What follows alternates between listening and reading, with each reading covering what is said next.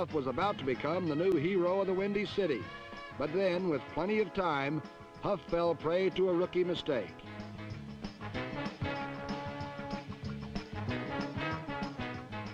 Number 26 rookie free safety Dick Jauron had free sailing 95 yards the other way, and Huff and the Bears were never the same.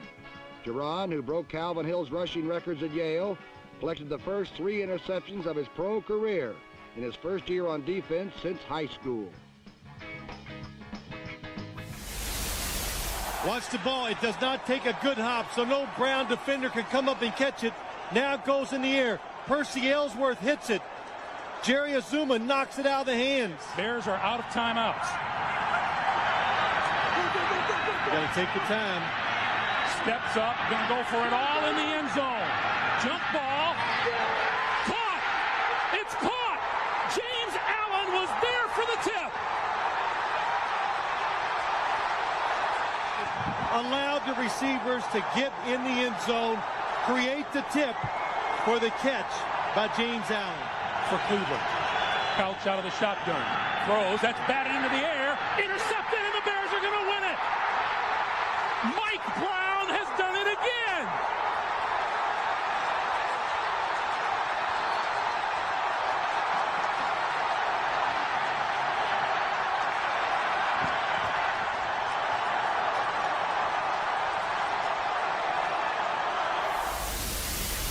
Of heartbreaking losses, that was the worst to this point. You know, there's not a lot we can say about it, except it was a dismal locker room. And clearly the responsibility for the call, the last call, you know, when we play action pass before the at 2:06, that's mine. That goes right on me. So it backfired clearly, and it was caused us to lose the game. The guys fought, you know, they fought hard. They made enough plays to win that football game, and I just didn't help them with that call. My career path following Yale was kind of natural. I mean, after having been an athlete and played sports, particularly football, for a number of years, and then being drafted into the NFL, I had a chance to participate at the highest level of my sport. So I took that chance and went to training camp with the Detroit Lions. And I knew that within 2 to 3 to 4 practices, really, I would know I'm either good enough to play with these guys or I'm not. And I felt pretty good after 2 to 3 or 4 practices, and I ended up playing for 9 years in the National Football League. From there, it was a kind of a natural step into coaching.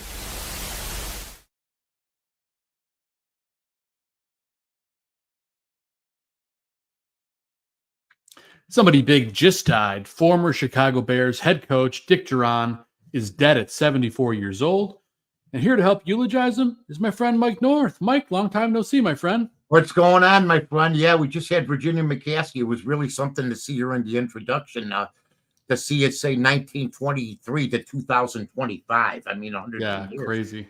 Now we get a gentleman that was born in 1950, just died the other day.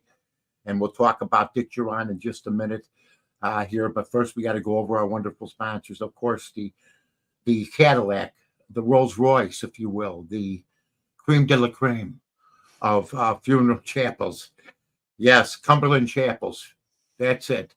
Beautiful place, outstanding. You got nothing but parking on all sides of the building, behind the building. You got the Martinos, you got Lupo's, outstanding people there, serving families with dignity and grace. I mean, just telling you, walking you through everything. Anybody that you know on the north side, northwest side, even in central Chicago, the suburbs of Illinois, knows and has been to Cumberland Chapels to view somebody, to see somebody that they loved. And it's an easy process for people if you're with professionals, and that's what they are. Cumberland Chapels, ladies and gentlemen. Check them out, 8300 West Lawrence Avenue in Norridge, Illinois, cumberlandchapels.com. And also a great sponsor of us. And I'd like to give my buddy Tino Antonacci, who lost a friend of his, a friend of ours from Las Vegas, Bobby Marcinkus. Want to wish Tino and, of course, all Bob's family and friends, Max, his son, wonderful guy. I want to just say that our prayers are with the family out there.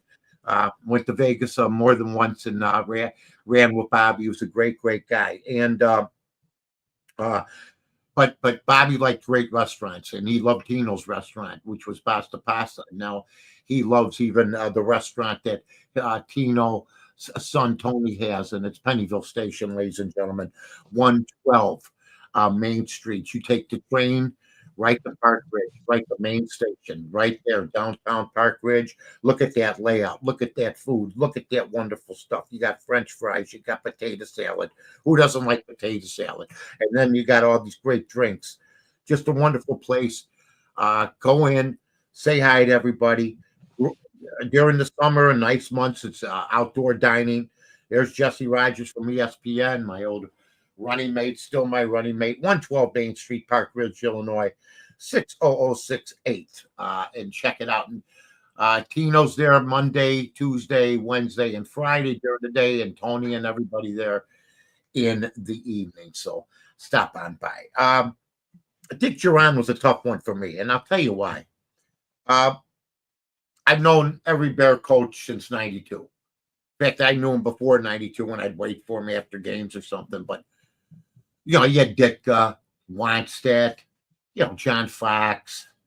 You've had all those guys, It was, and Eldo, it just brings up, and boy, it's good to see him with his familiar picture. It's a friendly man that you don't want at your door looking for money. Look at that picture there. No, yeah. I will never forget Jauron's introductory press conference. This was after the Dave McGinnis fiasco. For people that don't remember that, Dave McGinnis, who ended up coaching at Arizona, was originally given by the McCaskey clan, if you will. Clan spelled backwards as knuckleheads. He had the job, and then all of a sudden he didn't have the job. And walking through the airport, and it was just crazy. And Dick Jauron ended up getting the job. And Dick Jauron, first of all, was a heck of a football player. Now, yes, he was. He was born in Peoria, Illinois, and his name, all right, is Richard Manuel Jauron. Now, people go, Manuel. His father was a coach, the football coach at Peoria Manual High School, which is a great high school in the state of Illinois. It's had a lot of state championships, football, basketball, what have you. And that's where he got the middle name. He told his team, Dick Jauron's father, told his team, if we win this game, I'll name my son after you, after the team. Well, he didn't name him with the first name, but he gave Manuel the middle name. So I thought that was a funny story. He was an undersized guy. He was like 6 feet, He went in the draft in round 4, played for the Lions. The Lions have had great safeties from this guy to Dick LeBeau to Yale Larry. This was a game that Bruce Wolf reminded me on Twitter today. Check us out at North to North, ladies and gentlemen. NORTH, number 2, NORTH. Where Dick Jauron, is a rookie, intercepted Gary Huff 3 times. Look at this.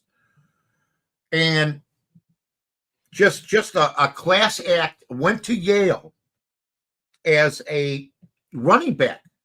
He rushed for 2,947 yards in 3 seasons. He held the varsity record of 100 straight yards, 16 consecutive 100 rushing yards in a row.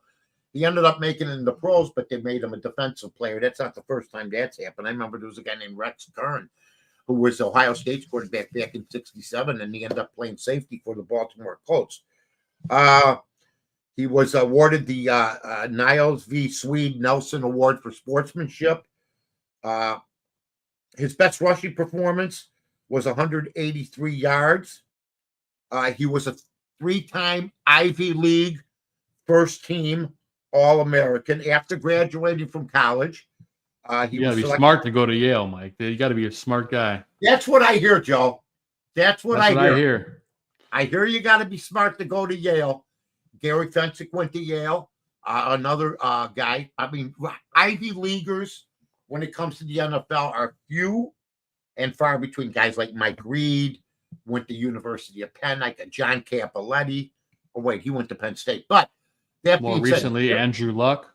And yeah, well, he went to Stanford. That was an Ivy League. That was you're right. My bad. 12. That's all right, baby. That's what we're here for, to take care of each other. But went in the 4th round. He was also a baseball and basketball star. So he played 3 sports. Now, you figure the size gets you. And that's it. Ravi says Jauron playoff season was magic. We're going to get to that in a minute. That's what made him. Okay. He started as a rookie, and in his 2nd season made the Pro Bowl. He played 5 seasons with the Detroit Lions. He played 3 seasons with the Cincinnati Bengals. He began his coaching career with the Buffalo Bills as a defensive backs coach. He then went to the Packers, did the same thing. He became the defensive coordinator for the Jacksonville Jaguars, started to work his way up. Worked with Tom Coughlin, if you will, who was one of my favorite coaches. Yeah, guys like Tom Coughlin, they kick a field goal. Yeah, their face gets red. They want to explode, if they don't get a touchdown. That's my kind of coach, He's madder than the players, for God's sake, But then he took over for them. The Jaguars made the playoffs in 3 of Jauron's 4 seasons with the team, including when they made it in '96. Jeez. Well, you know what happens. You end up with the Bears, and then it's like, Sure. and the plane goes down. The plane, there's Cordell Stewart. There's Dick Jauron, and I got to tell you about Dick Jauron, first of all. He's the 12th head coach in Chicago Bear history, ladies and gentlemen. He replaced, I need a safety. I want it. I need Jauron. Now, Wani had 2 consecutive 4-12 seasons. Jauron coached the Bears for 5 seasons, from 99 to 2003, finishing with a 35-45 record. Now, as I was looking at Dick Jauron's, what would you call it, resume today, okay? I saw that, he did not have a good run. In fact, every year that he coached for the Chicago Bears, he lost. Or for Buffalo, he had a losing season. 1 year, and it was a glorious year. 2001. Oh, what I'd waited my whole life for, a shock to the system. Something that, I'm always the guy who goes, why can't we? I didn't actually do this, but why can't we be the surprise team? Every year I'd see somebody surprise. The Washington Commanders this year, a surprise team. Every year, 1 year Atlanta, and then Tampa Bay. I go, why? Why is it always we suck? And then in 2001, that's out of left field, they go 13-3, and that was a good ball club. Jim Miller Jim Miller was the quarterback. I've been blocked by him. But really? Oh yeah. I think we got in a little spat about Justin Fields. He thought Justin Fields was gonna, explode, and I didn't. And he told me my takes were bad, and I said your takes are bad. But he blocked me. I don't block anybody. Well, no, I do. They blocked me. Geraldo blocked me. Steve Stone has blocked me. Geraldo Rivera? Yeah, Geraldo Rivera blocked me. Steve Stone has blocked me. And this guy, Jimmy. And Louis Riddick. Louis Riddick and Bomani Jones. Those are my 5. Wow. Those are my 5, yeah. So, but Jimmy did a good job. I don't care if he blocked me. I don't care. I covered him. Jimmy did a good job that year. And the team was great. And you had guys on that team like Mike Brown was, we talk about Eddie Jackson, and we talk about all these other guys, Jalen Johnson. Maybe I'm wrong. He was undersized. That's why he always got hurt. Mike Brown was damn good. Mike Brown was a great football player. And then you had Lance Briggs on that team. Oh, You had so Brian good. That O'Connor. defense was great. You were loaded. You had a good front four. I mean, but Jimmy was a good, decent quarterback, but he wasn't going to take you all the way. But that year was a magical year. The other years that Jauron did his deal here, he was from 1999 to 2003. He was 35-45.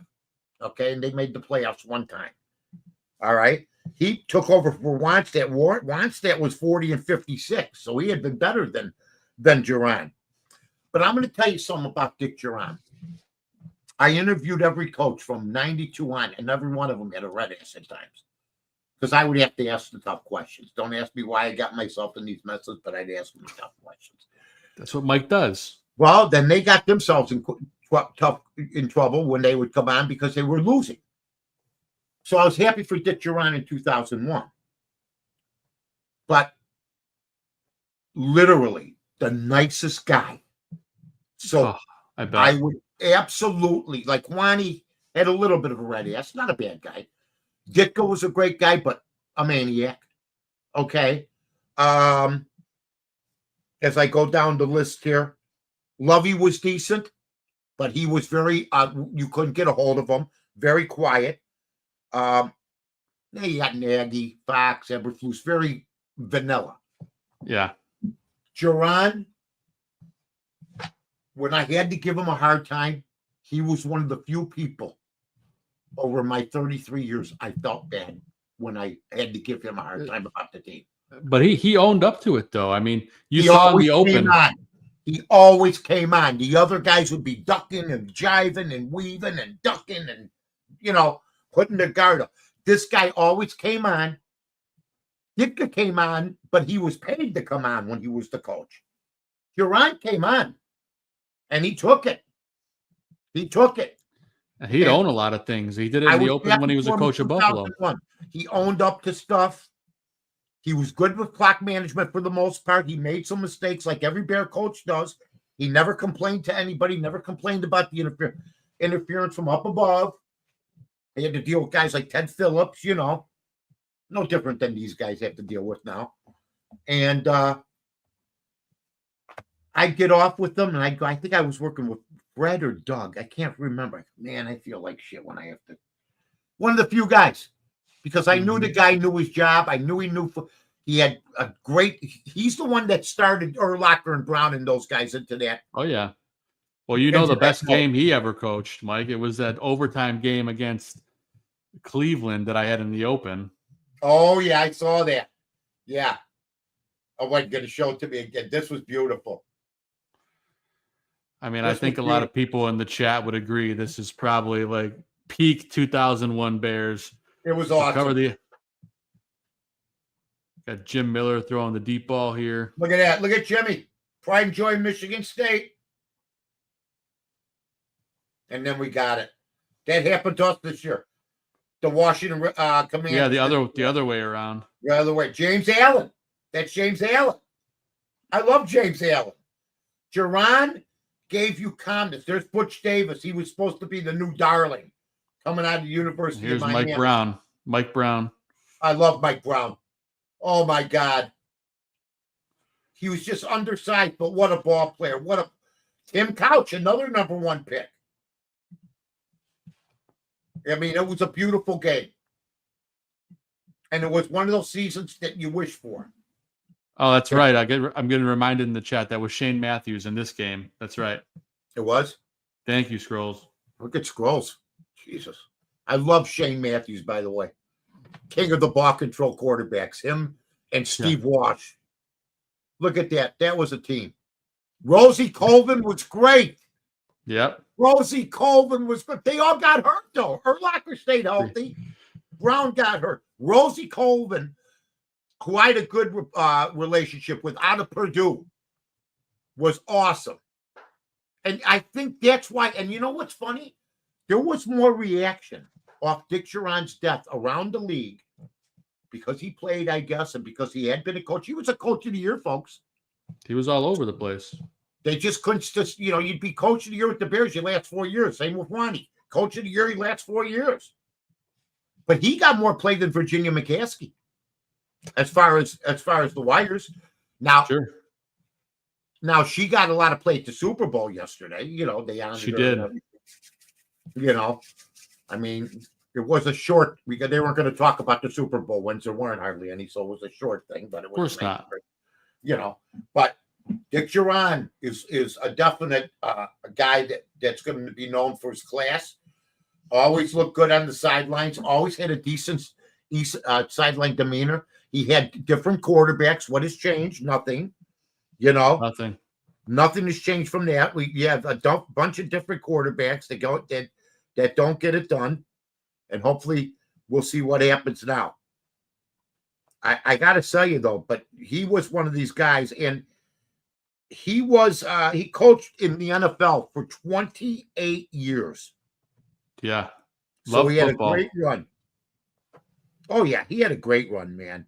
And he went down quick too, Mike. I mean, just cancer. Well, we don't know. We know that he died. I think he died. They said he died of cancer, but there's you don't know what kind of cancer he died of. Well, we never heard about it, and it happened quick. So there's not that there's a good kind, but it definitely wasn't the good kind. This is where a life of a coach is rough back in the day. Okay, 1946 to 48, he coaches high school, Miles City, Montana. 49-51, Peoria Manual comes home. 52, Western Military Academy in Illinois. 53, Chaminade High School in Ohio. 54 to 58, St. Joe's in Indiana. 59, Waterloo Dutchmer. I don't know where that is. 60, Manchester Memorial High School. The guy was coaching high school ball in the 60s. Lynn High School, 61. 62 to 63, Lynn Classical High School in Massachusetts. 67, Xavier. 68, Holy Cross. 71 to 72, Brandeis University. I mean, this guy, Century 21, made some good money off this guy. At St. Joe's, his varsity college level was 32 and 13. He coached at St. Joe's for 5 years. I know he had a family. I didn't see pretty private. There wasn't a lot about his family. Not a lot about his family. Kept himself off, and that's what we give what we can. I researched. I did some stuff here. I read the Peoria Manual papers. That's how I found out that his dad. I looked up that his father did coach at Peoria Manual and named him his middle name Manuel because of winning a football game.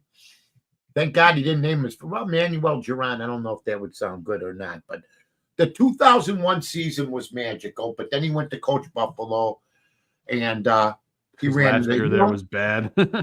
He only had, in all his years as a pro coach, a head coach, one winning season. That was the 2001 season, where everything clicked because everything else did not click. But what a good guy, real guy. Like I said, when I interviewed him, I'd have to ask him the tough questions, and afterwards I'd go, God, such a nice man. He really was. Just a quiet, but owned up and was a football person. He's a guy that I would, I brought him. He's a guy you'd like to see be a consultant if he was still around for the Bears. Sure. A guy just because he knew the game inside and out. He knew the game inside and out. So, as far as I'm concerned, I said to BB, I said, is Dick Jauron big enough? Because lately we've had people, Faye Vincent, we didn't do a couple. I said, they're not big enough. Faye Vincent, I wouldn't have him anyway. You wouldn't let Pete Rosenberg out. Dick Jauron, is he big enough? And BB and I both said at the same, yeah, he is. Oh, yeah. And especially in Chicago. Especially in Chicago. That one season sticks out. Did you hear what everybody's saying on the chat room? Boy, I remember that game. I remember this game. That got the Bears started and got them going for Lovie Smith and the rest. So, on behalf of Pennyville Station, Joe, any parting words? I know you were a fan of Dick Jauron's, and you were. That's kind of when I was coming around to start loving football. I was falling in love with the game of football at that time, and Dick Jauron, the 2001 season was pretty magical for me because it made me fall in love with the Bears. I mean, they weren't that good for a hot minute after that, but it was still that defense. It was one of for a those long time. standout. It was a standout year. I mean, it's the one I talk to Eldo about it when I do shows. Carmen DeFalco. Why can't we be surprised? And that was the one year we were the surprise team in football, but we came up short in the playoffs. And hopefully things will get better for our football team. So we've had a couple. Hopefully, we've had a couple tough deaths with the Bear family lately with Virginia McCaskey and Dick Jauron. So on behalf of Joe Mandel, on behalf of our sponsors, Cumberland Chapels and Pennyville Station, on behalf of all you folks that tuned in tonight, we greatly appreciate it. And Dick Jauron, somebody big just died, buddy. God bless you. And thanks for tuning in, folks. See you again.